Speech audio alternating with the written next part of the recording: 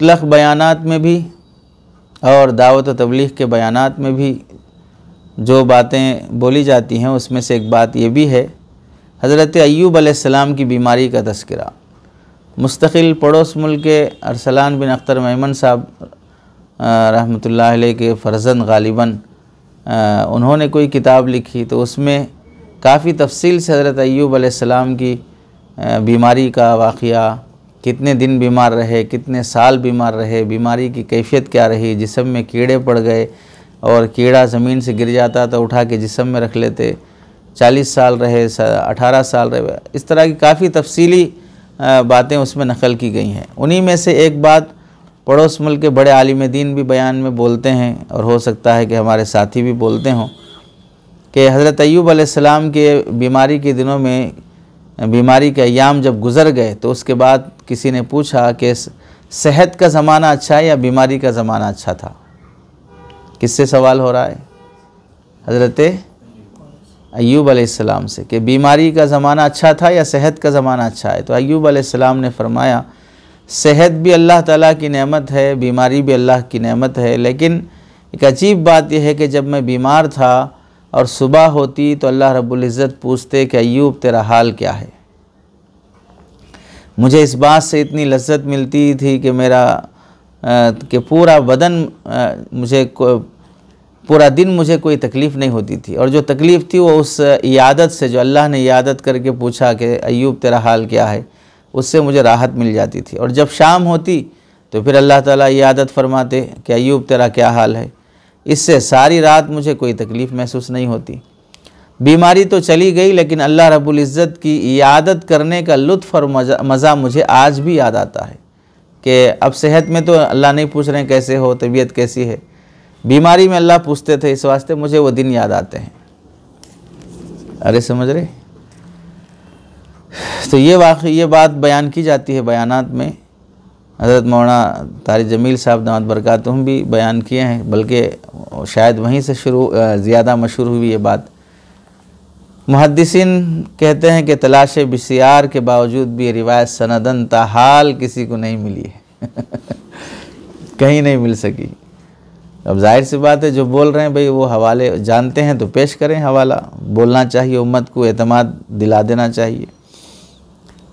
जब कोई बात इस तरह बोली जाती है कि भाई हमारे अकाबिरीन ने फ़लाँ किताब में या हमारे बड़ों ने फ़लाँ बयान में इस तरह की बात कही है, तो इसका मतलब सिर्फ़ उस बात को मौजू कहना है कि भाई ये बात साबित नहीं है, शख्सियत को मजरू करना नहीं है।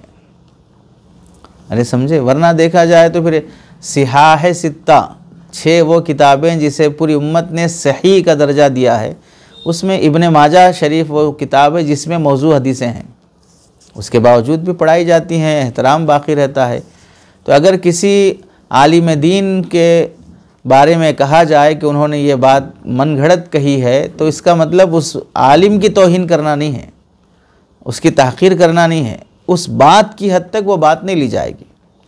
जाहिर सी बात है, हम हिदाया में और फ़िक़ा में पढ़ते हैं कि इमाम मोहम्मद ने फ़रमाया, इमाम अबू यूसुफ़ ने फ़रमाया, इमाम अबू हनीफ़ा ने फ़रमाया, इमाम ज़ुफ़र ने फ़रमाया।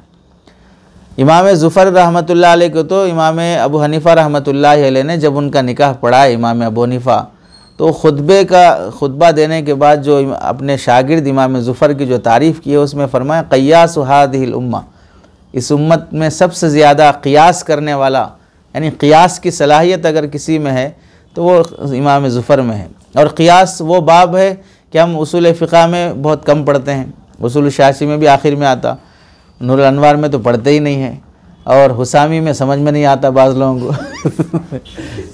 तो वो फ़न जो उम्मत पढ़ने से रही, समझने से रही, उसका माहिर इमाम है इमाम ज़ुफ़र रहमतुल्लाह अलैह। लेकिन अजीब मसला ये है कि इमाम ज़ुफ़र रहमतुल्लाह अलैह के किसी कौल पे फतवा नहीं रहता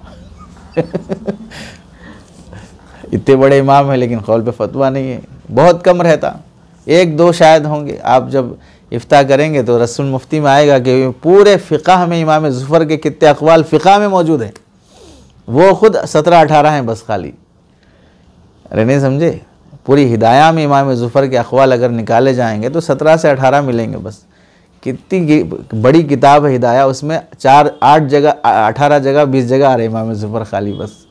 इमाम शाफी उससे ज़्यादा आ जाते दूसरे मसलक के हैं, तो इससे थोड़ी उनका मकाम मर्तबा गिर जाएगा। तो किसी भी आलिम दीन के बारे में जब कहा जाए, जैसे शेखुल हदीस ज़करिया साहब रहमतुल्लाह अलैह, फ़ज़ाइल अमाल में भी बाज़ हदीसें मौजू हैं वो भी आएंगे आगे, तो इसका मतलब ये नहीं कि हज़रत शेख का मकाम मर्तबा घटा देना है, हरगिज़ ऐसा नहीं। उनके मकाम मर्तबे को हम जैसे लोग कहाँ पहुँचेंगे, बात के मुहक़्क़ीन कहाँ पहुँचे, लेकिन इल्म एक अमानत है। अमानत का तकाज़ा ये है कि वो बात सही है गलत है बता दी जाए, बस ख़त्म। ऐसा हो सकता है कि भाई बाद वाले पहले वालों से अच्छा काम करें, बेहतर काम करें, जुज़वी लिहाज से बेहतरी हो सकती है, कुल्ली लिहाज से तो उन्हें वही बुनियाद होते हैं। हज़रत दाऊद अलैहिस्सलाम का, हज़रत सुलेमान अलैहिस्सलाम का फ़ैसला कुरान मजीद में मज़कूर है, फ़फ़हमनाहा सुलेमान, अल्लाह ने हज़रत सुलेमान अलैहिस्सलाम के फ़हम को तरजीह दी है। तो यहाँ तो बेटा आगे बढ़ रहा है बाप से, तो इससे थोड़ी फ़र्क होगा कि भाई आप शेखुल हदीस के मकाम को पहुँच सकते हैं, आप तारिक जमील के मकाम को पहुँच, हम कहाँ उनके मकाम की बात करते हैं, क्या हैसियत है हमारी उनके मुकाबले में। लेकिन ये बात मुहद्दिसीन के नज़दीक गलत है। अरे समझे, तो बस ही रहता है। लोग जो गलत फहमी का शिकार होते हैं वो इसी वजह से होते हैं कि भाई कहाँ वो और कहाँ इन्होंने बैठ के रिकॉर्ड करा दिए तो हो गया ख़त्म, ऐसा थोड़ी होता है। आप करो भाई काम, फिर तहक़ीक़ी काम आप कर लो, फिर इल्मी मैदान का काम उलमा। अब हम थोड़ी अपनी तरफ से थोड़ी बोल रहे हैं, हमारे घर से थोड़ी ला के बोले, सब्ज़ी लाने जैसे मार्केट जाते वैसे मार्केट से कोई हदीस थोड़ी लेके आते हैं। ये काम भी तो उलमा ने किया है। इसको मौजू किसने करार दिया? मोदी ने करार दिया मौजू किसने मौजू करार दिया? ये भी तो उलमा ही ने करार दिया। तो आप उलमा का उलमा से क्यों टकराव लगाते हैं? बात की हकीकत को पहचाने, भाई बात सही नहीं है, बस ख़त्म, इतना है। बहरहाल इस बात को बयानात में बयान नहीं करना चाहिए।